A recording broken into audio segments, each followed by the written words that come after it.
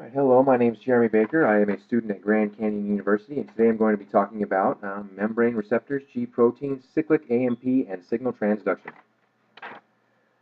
Alrighty, we are looking at a phospholipid bilayer of a eukaryotic cell.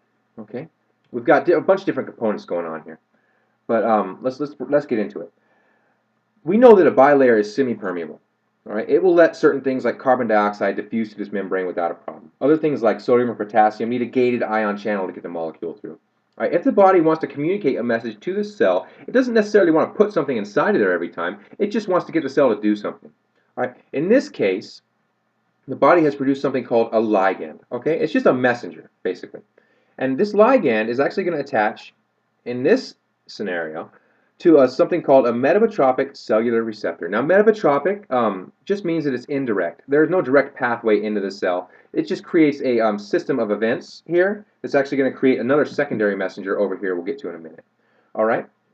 When this ligand is unbound to this metabotropic receptor, this right here, the heterotrimeric G protein on the inside of the cell, is inactive. And we see that because the GDP molecule is bound to the alpha unit. All right? Now, there are three units. There are the alpha unit, the beta unit, and the gamma unit. Okay? When this ligand binds out here to this metabotropic cellular receptor, it initiates that protein conformation, and the shape of the protein will change. The GDP molecule right here will take off from the alpha unit. A GTP molecule will bind to that alpha unit, and that will signify the active protein here. All right, in this case, the alpha unit will come over here to something called adenylyl cyclase. All right, adenylyl cyclase is important because it will take adenosine triphosphate, our ATP molecules that are inside of the cell, and it will turn that into cyclic AMP.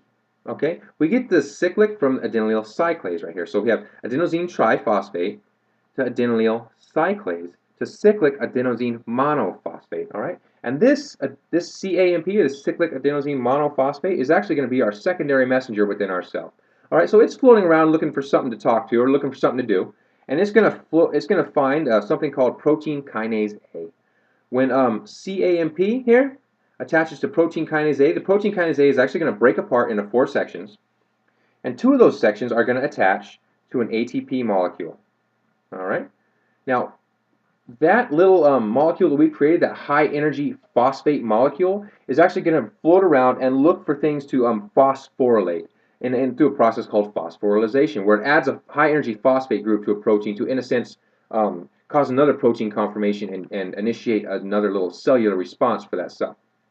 All right, we have an example of a closed gated transmembrane protein, or a closed gated calcium ion channel. All right, this little molecule we've created, this high energy phosphate molecule we've created, is going to come over here. It's going to phosphorylate that transmembrane protein. It's going to go through protein conformation, change its shape, open up, and let in the calcium ions. Now, that is a cellular response that is produced through this system.